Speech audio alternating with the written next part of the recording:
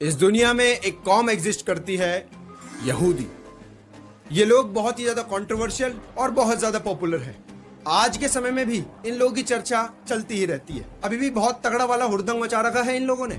इस कौम के लोगों के बारे में अगर मैं आप लोगों से एक सवाल पूछूं कि ये लोग सबसे ज्यादा नफरत किस इंसान से करते हैं, किस इंडिविजुअल से करते हैं, वो कौन है ऐसा? जाहिर सी बात है, आप में से ज्यादातर लोगों का आंसर होगा हिटलर।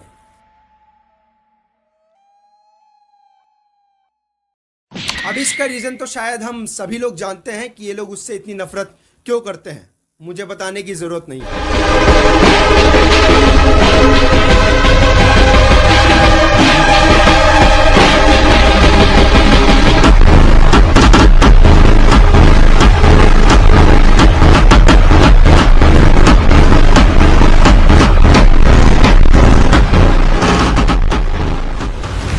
लेकिन क्या यहाँ पर कोई ये जानता है कि हिटलर इन लोगों से इतनी नफरत क्यों करता था? शायद यहाँ पर 80% लोगों को पूरी बात नहीं पता होगी। तो चलो फिर आज एक काम करते हैं, इस मुच्छर से पूछ ही लेते हैं कि भाई तू इतना हेट क्यों करता था इन लोगों को? बोलिए, बोलते क्यों नहीं आप? बोलिए ना। छीन टपाक डम डम। चलो यार, बहुत खींच लिया वीडियो को, अब सीधा पॉइंट पे आए थे। पता नहीं ऐसी हरकतें क्यों करता हूँ।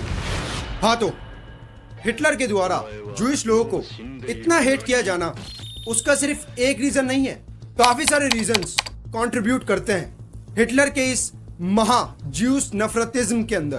तो reasons are as follows. Historical context और एंटीसेमिटिज्म का इतिहास। एंटीसेमिटिज्म मतलब जूइश लोगों के प्रति नफरत। ये एक प्रथा थी जो कि यूरोप के अंदर कई शताब्दियों से चलती आ रही थी। 19th सेंचुरी में लोग यूरोप के अंदर इंडस्ट्रियलाइजेशन, अर्बनाइजेशन, समाज के अंदर उलटफेर की वजह से बहुत ज्यादा परेशान थे। उस समय जूइश लोगों को फॉरेनर्स एलिमेंट, बाहर से आए हुए लोगों की नजर से देखा जा रहा था, क्योंकि यूरोप के अंदर क्रिश्चियंस बहुत ज्यादा थे और उन लोगों को लगता था कि जूइश लोगों ने जीसस क्राइस्ट को मारा था। इन लोगों को ये लोग क्राइस्ट किलर भी कहते थे, मतलब कि थोड़ी रिलीजियस बिलीफ्स यहाँ पर जुड़ी हुई थी इस नफरत के पीछे। तो मतलब यहाँ पर सिर्फ हिटलर ही हेट नहीं करता था जूइश को। उस समय पर क्रिश्चियंस जो कि यूरोप में थे, वो इन लोगों को बहुत ही ज्यादा बुरा मानते थे। रिलीजियस और इकोनॉमिक प्रेजुडाइज। जूइश लोगों को उनकी धार्मिक प्रैक्टिसेस के लिए अलग माना जाता था। उन्हें कई सारे प्रोफेशंस के अंदर पार्टिसिपेट करने की अनुमति नहीं थी, जिसकी वजह से उन लोगों को मजबूरी में मनी लेंडिंग और बैंकिंग का काम करना पड़ा। इस वजह से लोग उन्हें अनएथिकल और ग्रीडी समझने लगे। Modern antisemitism and conspiracy theories.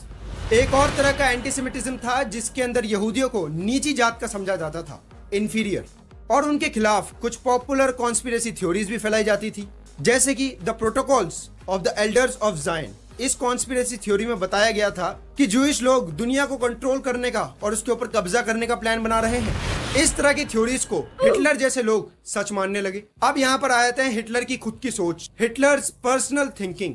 वियन्ना नाम के शहर में हिटलर को अपनी जवानी में बहुत सारे फेलियर्स का सामना करना पड़ा। इस शहर में जूइश लोग भी काफी ज्यादा तादाद में रहते थे और एंटीसेमिटिज्म भी यहाँ पर काफी ज्यादा प्रेवलेंट था। हिटलर्स के फेलियर्स जैसे कि आर्ट स्कूल में उसे दाखिला ना मिलना और काफी सारे फेलियर्स, इन सब फेलियर्स के लिए वो जूइश लोगों को दोषी ठहराता था। अपने फेलियर्स के लिए उन लोगों को जिम्मेदार बताता था। वर्ल्ड वॉर 1 की डिफीट का ब्लेम। वर्ल्ड वॉर 1 के टाइम में हिटलर जर्मनी आर्मी में एक सोल्जर था। जर्मनी की हार उसके दिल पे जा लगी, वो बर्दाश्त नहीं कर, और यहीं पर आग में घी डालने का काम किया कुछ नल्ले लोगों ने। बेकार से एकदम झूठी थ्योरीज फैला दी कि ये जो जूइश लोग हैं, जो यहूदी हैं, इन्होंने जर्मनी को पीछे से छुरा भोंका है, धोखा दिया है, जिसकी वजह से जर्मनी वर्ल्ड वॉर 1 हार गया। अब हिटलर मोटी बुद्धि, जिसके दिमाग में इन प्राणियों के लिए पहले से ही इतना जहर भरा हुआ था, उसने इन थ्योरीज को बिल्कुल सच मान लिया, एकदम पक्का करके अपने दिल में लेके बैठ गया। Racial ideology and Aryan superiority.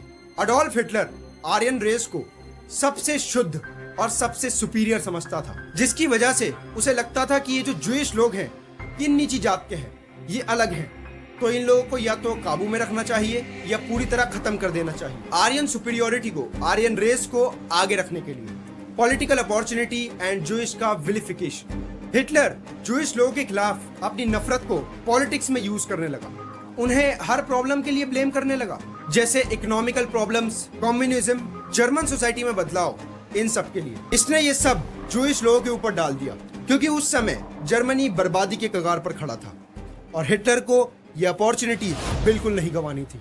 And बाकी थैंक्स फॉर वॉचिंग। शुक्रिया आप सभी का ये वीडियो देखने के लिए।